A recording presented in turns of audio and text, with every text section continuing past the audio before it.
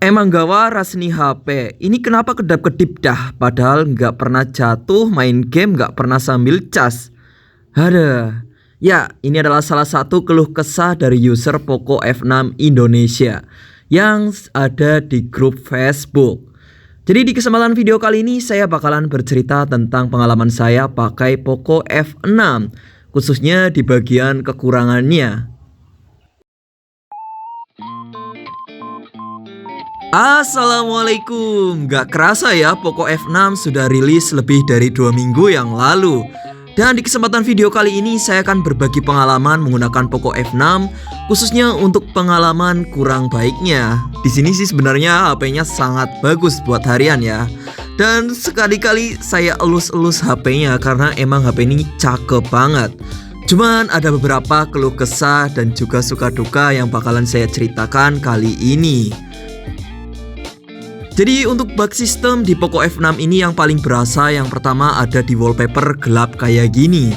Cuman untuk wallpaper gelap kayak gini itu bisa diakalin ya, bukan di pengaturan. Karena kalau di pengaturan itu nggak ada ya cara ngilangin itu ya wallpaper gelapnya. Ini nggak tahu kenapa ya, sudah pakai tema bawaan pun tetap ya tampilannya gelap kayak gini. Dan cara buat nampilin wallpaper yang kita suka buat muncul di tampilan laman awalnya ini caranya ternyata cukup hidupin dengan power button. Dan kita nonton iklan dulu guys kayak gini, baru wallpapernya muncul ya guys ya. Ini bug sistem pertama yang paling kerasa nyebelin ya. Soalnya kita harus nonton iklan dulu baru bisa ngelihat wallpaper tampilan awalnya. Kekurangan kedua dari Poco F6 ada di build quality atau di bagian back casingnya. Untuk back casingnya ada permasalahan sedikit bagi beberapa user dan di sini meninggalkan bercak sidik jari seperti ini ya. Kayak berembun gitu juga ya. Ini agak sedikit mengganggu pastinya.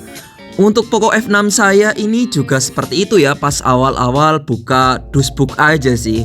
Setelah pemakaian seharian sih alhamdulillah untuk Poco F6 saya ini aman ya.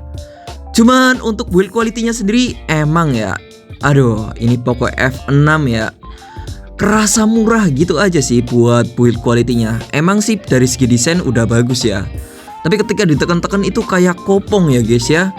Dan untuk frame-nya juga ini terbuat dari material plastik ya guys ya. Jadi kesannya ini Poco F6 dari segi build quality emang agak kurang ya. Ini plastik ya, kopong banget rasanya guys. Jadi kayak ringan banget sih. Ini untuk kasaran HP 5 jutaan. Untuk kualitas build quality-nya ini agak kurang ya Poco F6.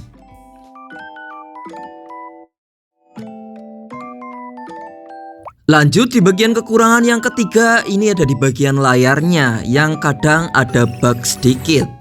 Tapi ini sih jarang banget terjadi. Cuman untuk kualitas layar dari Poco F6 ini sebenarnya aslinya itu nggak ada keluhan sama sekali ya guys ya. Untuk kualitasnya ini sih cakep banget, apalagi untuk bezel-bezelnya ini tipis banget, jadi kayak kerasa wah ini sih nonton layar kualitas HP harga puluhan juta mungkin ya, kelas 15 jutaan mungkin. Ini cakep banget untuk layar AMOLED-nya. Untuk brightness-nya juga lumayan bagus untuk di luar ruangan. Ini kategori layar yang cukup terbaik ya. Mengingat ini harga 5 jutaan, layar sudah AMOLED, refresh rate 120Hz juga ya guys ya. Jadi untuk keluhannya di bagian layarnya, bugnya ini ketika kita di aplikasi TikTok ya guys ya. Jadi ini untuk LCD-nya kadang ada kayak kedap-kedip gitu guys ya. Ini ada beberapa user juga yang mengeluh seperti ini. Kalau di unit yang saya review ini ada juga kasusnya, cuman lebih jarang ya guys ya.